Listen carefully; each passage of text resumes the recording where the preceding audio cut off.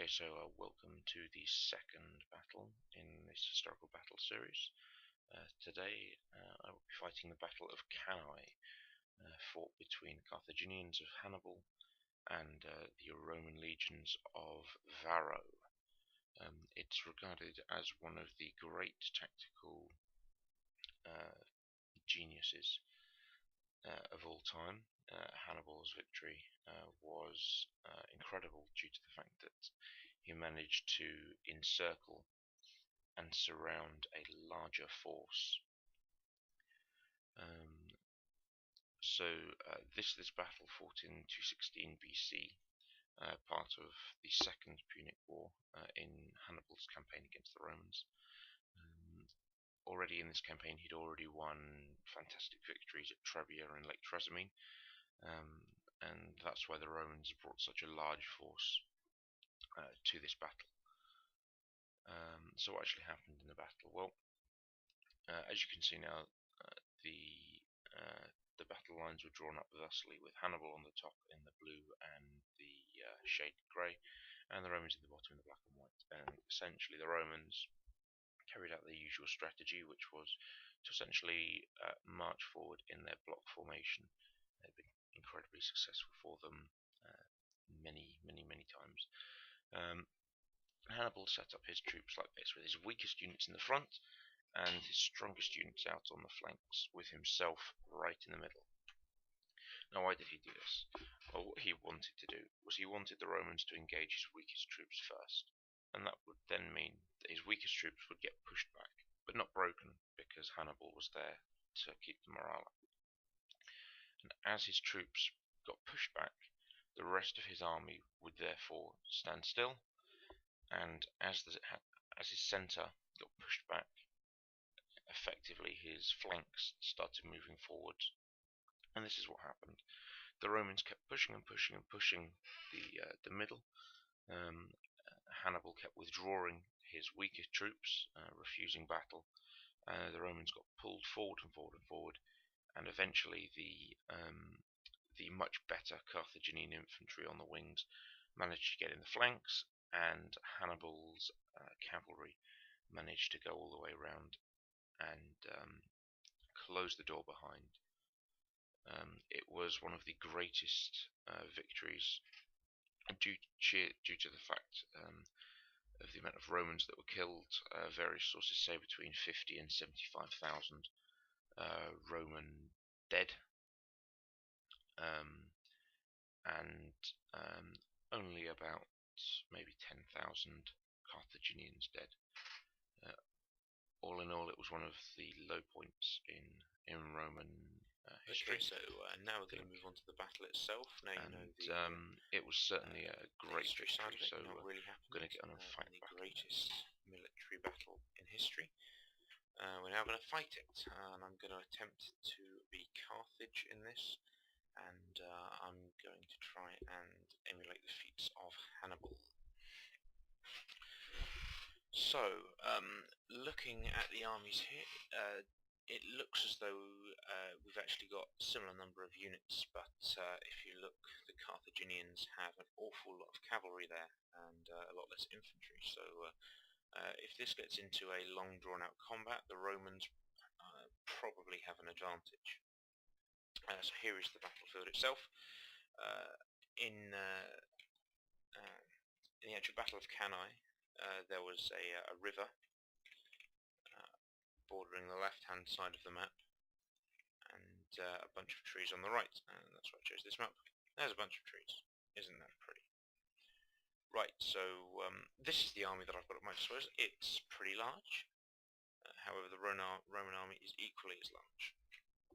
I'm going to try and do the same tactics that Hannibal did, to try and show you how appalling I am at this kind of game, or B, how fantastic Hannibal was. So, what do? Well, we need to put our weakest units in the front. These are our mercenary Gallic warriors. They're not too shabby, but they're probably not that great either. Then on either side of them, we need to be putting our Iberian swordsman. That is the next unit that we need to be putting down as the slightly harder troops. And then on the wings we need to be putting our Libyan hoplites. And these will act as our encircling force.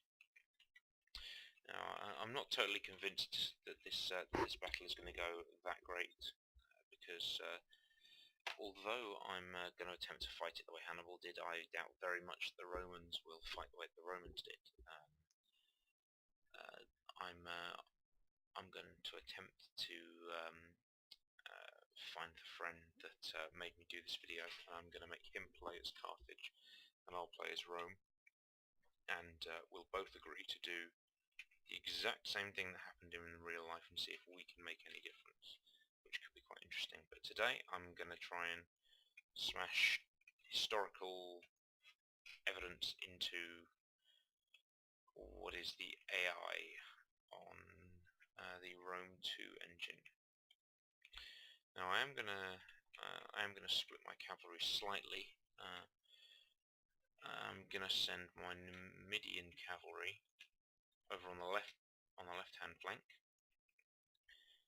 through the trees. I know Numidian cavalry were never really meant to go through trees. Actually, that's a bad idea. The Numidian cavalry are going to go around on the right. That's a much better plan. And then we're going to have the Carthaginian cavalry, and I'll take a unit of mercenary Iberian cavalry on the left.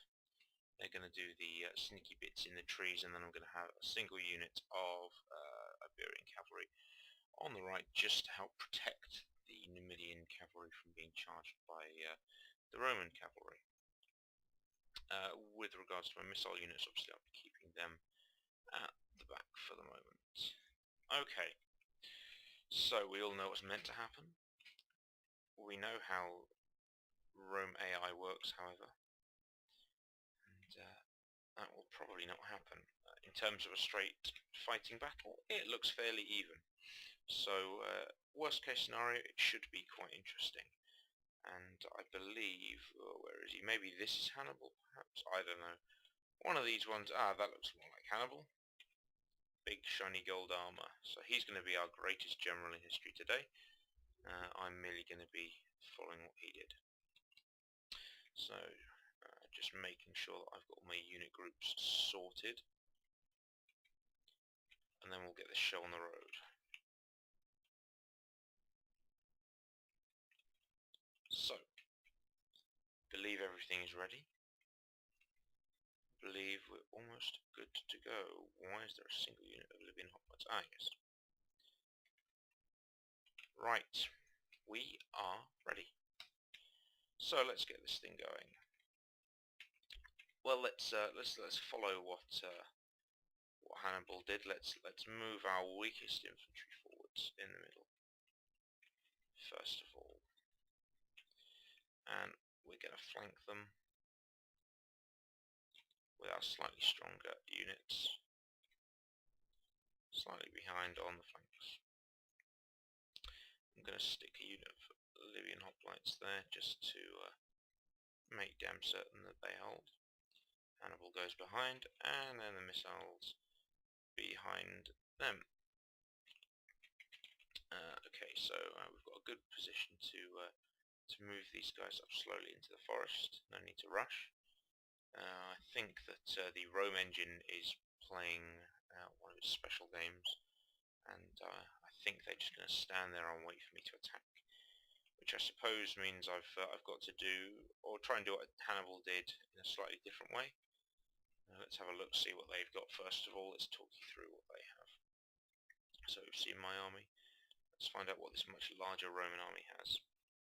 So we have a unit of Socii Equites here and 2 more units over here.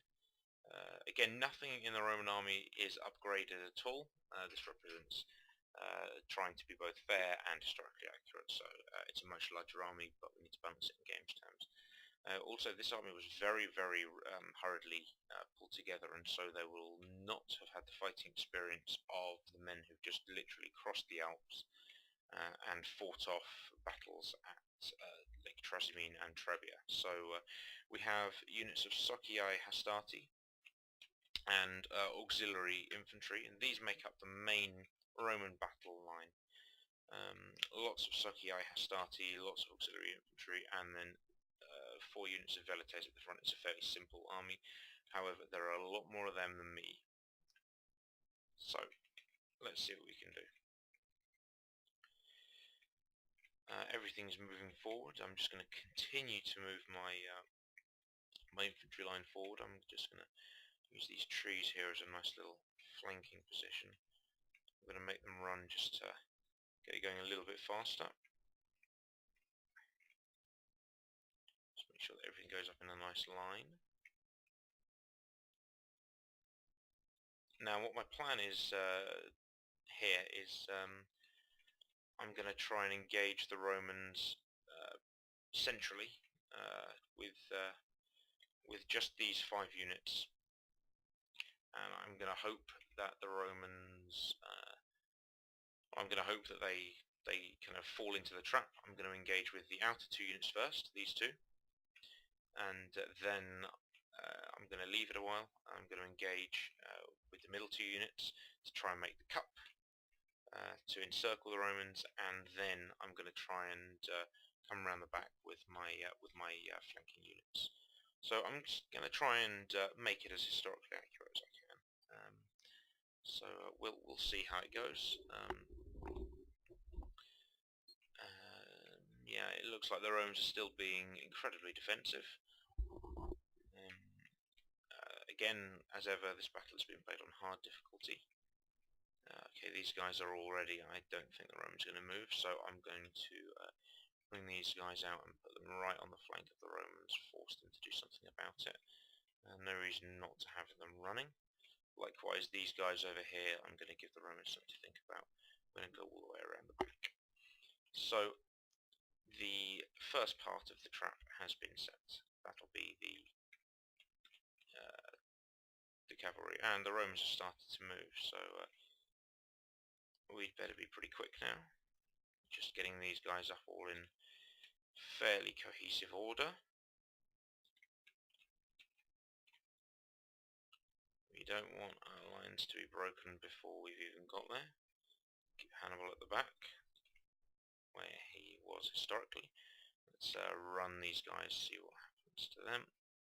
So my cavalry over here, they're still fairly stationary. So I'll move the Numidians more over to here, and I'll get the melee horses further around even more.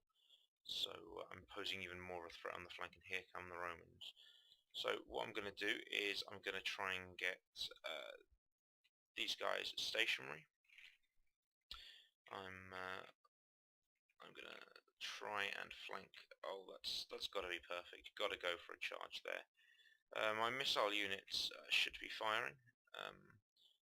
Why these guys aren't running yet, I have no idea. I'm going to be throwing some flaming shots at them because it's awesome.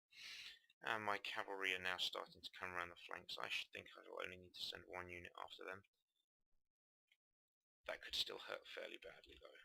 Okay, so we've got the first engagements here.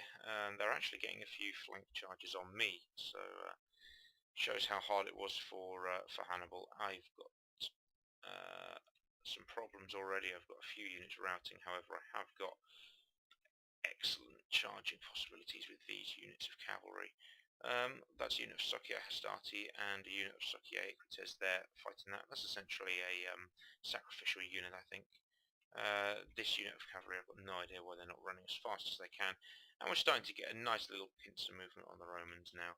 I seem to be routing these guys fairly nicely, although they are taking some fairly heavy casualties. Okay, so we're just going to get these guys ready for a second charge now, and we're going to keep the horses coming so they can do their job. We're going to try focus on the legatus for a bit, see if we can't take him out. It's essentially, it's not quite a pincer just yet, but the cavalry is managing to get around the flanks rather nicely. So I'm going to try and move that cavalry unit out of the way. Let's get a bit of a charge in on here. Let's make it interesting. In fact, let's just charge the Roman backline straight up. Let's just not even bother with this thing. Let's just go downtown and take them out. Okay, so the Numidian cavalry we need to bring out the back. And yeah, the Romans are starting to fold now. The battle is beginning to turn in my favour. Still a few units of... did you see that? How perfect was that?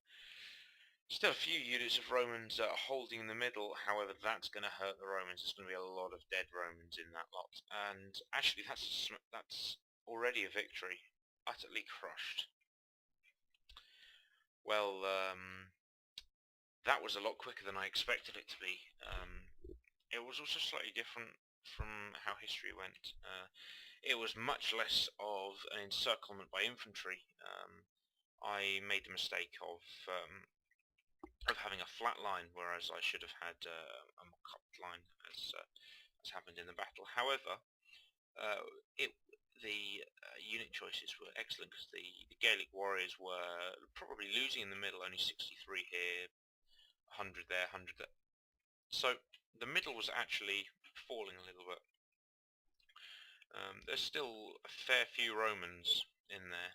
There's still quite a few, and lots running away over here. So actually, the Romans were probably winning in the centre, but over on the flanks, the Libyan hoplites were proving to be the best units, which was excellent. But I think the real game changers was the cavalry that I had, managing to get around the flank, take out the Roman cavalry, and then they just got free rein on the rear of the Roman army. So not too bad a result, and I think we can all argue that with that much army still left, Hannibal would be quite happy to head for Rome. Let's see exactly how many I had left. Yeah, there we go. I lost 693 men in that fight, killing 1,450. Again, yeah, if we look here, all the cavalry got good amounts of kills, whereas the rest of the army was more of a holding force. Yeah, this was the Battle of Cannae. As close to historically accurate as I can. Like I said, I'll try and get another Battle of Cannae where I play someone who is much more interested in Carthage than I am, and we'll see how he plays when we do exactly what happened, and we'll try to show you a bit better what happened in this particular battle. Join me again next time for another episode. Cheers and bye.